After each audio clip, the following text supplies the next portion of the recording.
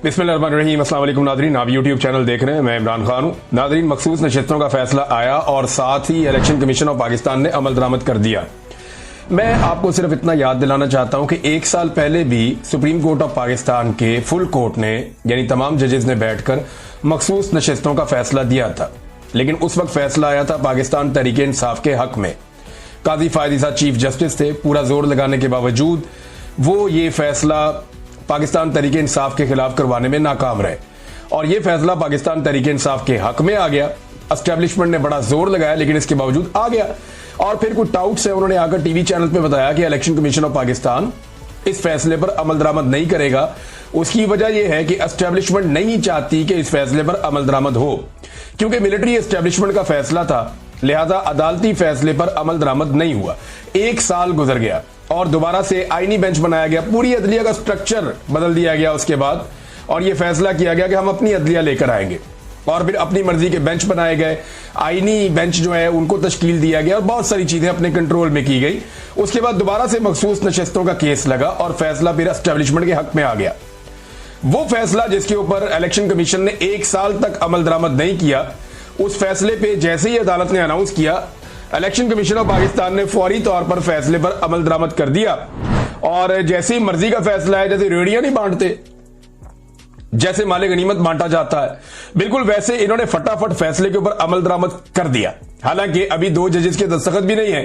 पाकिस्तान तहरीक इंसाफ ने कहा जी हमें जो फैसले की कॉपी दी जाए, तो कॉपी नहीं दी गई थी कि अभी दो जजेस हैं, उनके दस्तखत भी नहीं है और अभी तो तफसीली फैसला भी नहीं आया। और फिर भी इलेक्शन कमीशन ऑफ पाकिस्तान ने यहां पर फैसले पर अमल दरामद कर दिया है।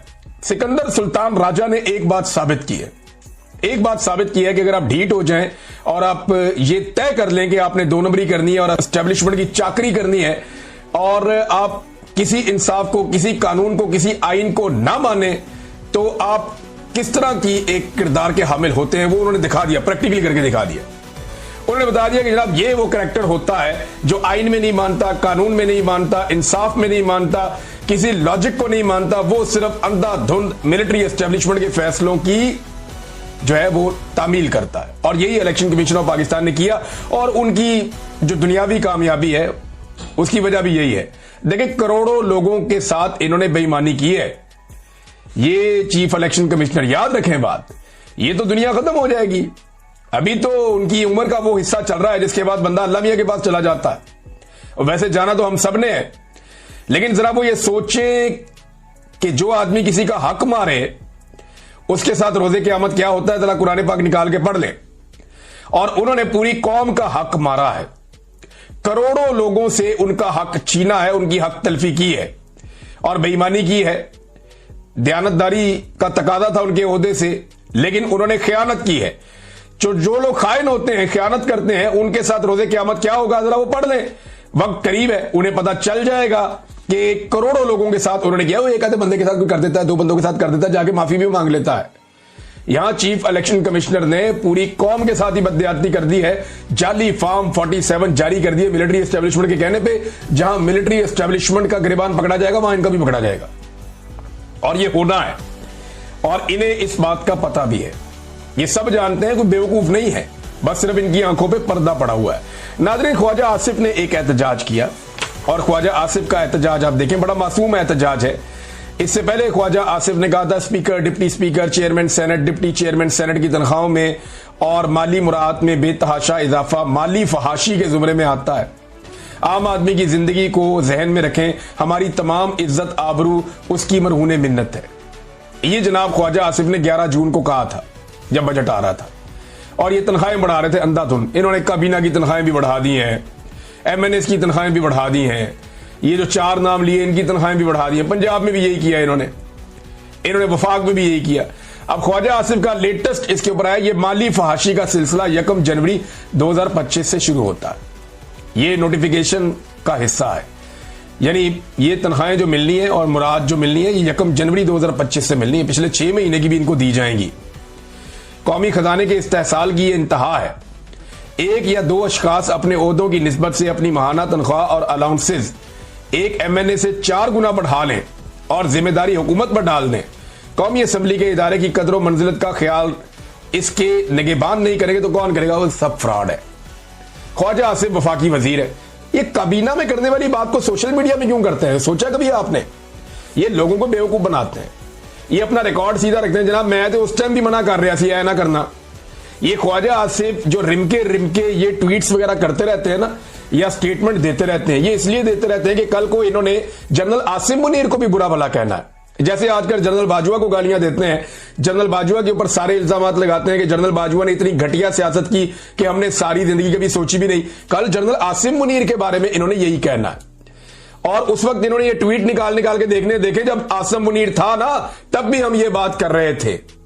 ये बारीक वारदात डाल रहे ख्वाजा आसिफ। हालांकि ख्वाजा आसिफ को इस वक्त अपनी औकात का पता है, उनको आइडिया है। वो DGISPR, वो बेचारे जब टीवी के ऊपर आते हैं, किसी चैनल पे आते हैं, जनरल अहमद शरीफ, वो कहते हैं इंटरव्यू देते हुए कि दुहाइयां दे रहे होते हैं कि यार हमारा सियासत में कोई ताल्लुक नहीं है, फौज सियासत नहीं कर रही है, हमें सियासत और दीगर उमूर के अंदर मत घसीटो। वो ये तरले मिन्नत कर रहे होते हैं हर मीडिया के ऊपर बैठ के, जब भी उन्हें मौका मिलता है। वो बेचारा दिन रात में लगा के एक बयानियां बनाते हैं DGISPR, और उनका boss, big boss Khawaja Asif, यानी आईनी तौर पर बिग बॉस है, वैसे तो औकात एक अर्दली वाली है, सभी जानते हैं। तो ख्वाजा आसिफ अगले दिन सारा बयानिया वाड़ के रख देता है। ख्वाजा आसिफ साहब आते हैं जनाब, 2-4 टीवी चैनल को इंटरव्यू देते हैं, बाय डिजाइन आते हैं, एकदम नाजिल होते हैं।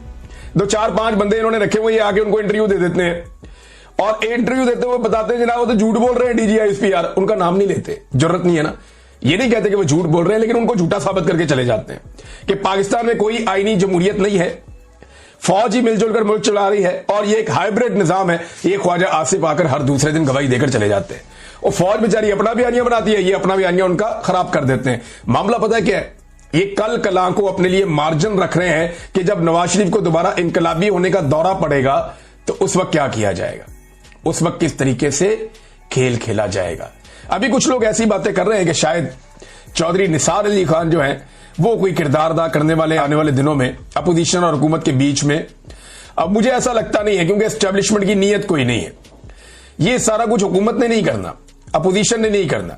ये एस्टेब्लिशमेंट पे जब दबाव आएगा, जब एस्टेब्लिशमेंट दबाव महसूस करेगी, जब एस्टेब्लिशमेंट अवाम के नरगे में आएगी और अवाम के काबू में आएगी, और एस्टेब्लिशमेंट, आप जितनी मर्जी गालियां दें सियासतदानों को कोई फर्क नहीं पड़ेगा। जब तक एस्टेब्लिशमेंट को आप नहीं पकड़ेंगे, एस्टेब्लिशमेंट को काबू नहीं करेंगे, तब तक कोई बातचीत नहीं होगी, तब तक इंसाफ नहीं होगा। जो मर्जी बंदा बीच में डाल ले। बहरहाल ये खबरें फैलाई जा रही हैं या आ रही हैं, आने वाले दिनों में इनके बारे में भी पता चल जाएगा। ख्वाजा आसिफ साहब जनाब रोजाना की बुनियाद पे बयानियां वाड़ के रख देते हैं, जो DGISPR बेचारे बड़ी मुश्किल से बनाते हैं कि जनाब हमारा सियासत में ताल्लुक नहीं है। ख्वाजा आसिफ कहते हैं नहीं सियासत तो कर ही ये रहे, मुल्क को कंट्रोल भी यही कर रहे हैं। यहाँ पे हाइब्रिड निजाम जो है वो एक पूरा का पूरा